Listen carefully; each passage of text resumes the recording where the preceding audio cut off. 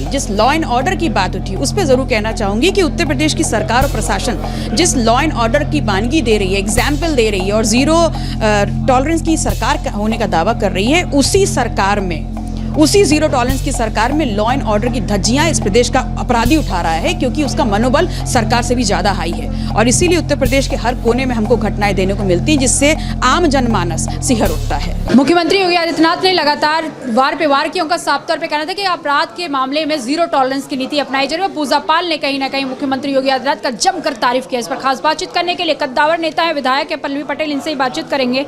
पल्लवी जी, पूजा पाल की तारीफ कैसी लगी?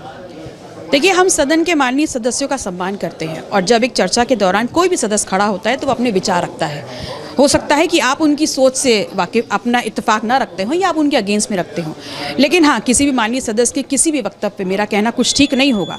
लेकिन जिस मुद्दे की बात उठी, जिस लॉ एंड ऑर्डर की बात उठी, उस पर ज़रूर कहना चाहूँगी कि उत्तर प्रदेश की सरकार और प्रशासन जिस लॉ एंड ऑर्डर की वानगी दे रही है, एग्जाम्पल दे रही है और ज़ीरो टॉलरेंस की सरकार होने का दावा कर रही है, उसी ज़ीरो टॉलरेंस की सरकार में लॉ एंड ऑर्डर की धज्जियां इस प्रदेश का अपराधी उठा रहा है, क्योंकि उसका मनोबल सरकार से भी ज़्यादा हाई है। और इसीलिए उत्तर प्रदेश के हर कोने में हमको घटनाएं देने को मिलती हैं, जिससे आम जनमानस सिहर उठता है। लेकिन वो मार्मिक बहुत वीडियो है पूजा पाल का, आपने भी देखा, क्योंकि आप भी एक महिला हैं तो ज़रूरी है और एजुकेटेड है।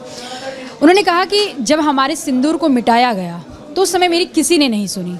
मुख्यमंत्री योगी आदित्यनाथ ने सुना, हमारे सिंदूर के मिटाया जिसने उसको मिट्टी में मिलाया। ये बहुत बड़ा बयान है। आपको नहीं लगता कि मतलब एक महिला की तरफ से, जिस महिला के हस्बैंड को मारा जाता है, उसके बदला इतनी साल की सरकार रही, बसपा रही, सपा रही, लेकिन किसी ने बदला नहीं लिया? देखिए, माननीय सदस्य ने जो कहा वो उनके इमोशंस थे, उनके इमोशंस, उन्होंने उनकी जो आप बीती रही, तारीफ योग्य है या नहीं, बस ये कह रही हूँ मैं इतना मानती हूँ कि सदन में किसी की तारीफ या किसी की बुराई करने के लिए हम नहीं खड़े होते। जनता ने हमारा रोल विपक्ष में तय किया है, तो हम सिर्फ सरकार को किसी अपने पर्सनल एजेंडा के तहत नहीं, सरकार को सिर्फ जनहित के मुद्दों पर घेरने का काम करते हैं। और ऐसे में अगर कोई माननीय सदस्य इमोशनल होकर के उनके इमोशंस का आउटबर्स्ट होता है, तो मुझे नहीं लगता किसी भी सदन के जो सदस्य हैं उस पर कमेंट करेंगे। पीडीए पे भी वार करे, कह रहे ये तो परिवार डेवलपमेंट अथॉरिटी है, इसमें पीडीए के कहाँ? पीडीए में तो सबका, पीडीए का विकास तो भाजपा कर रही है, सारे पीडीए के लोग हमारे पास। देखिए, पीडीए तो हर तरफ है, चाहे सत्ता को गिन ले चाहे विपक्ष को गिन ले, कौन अछूता है पीडीए से? और ये पीडीए ही तो है जो सरकारें बनाता है और बिगाड़ता है।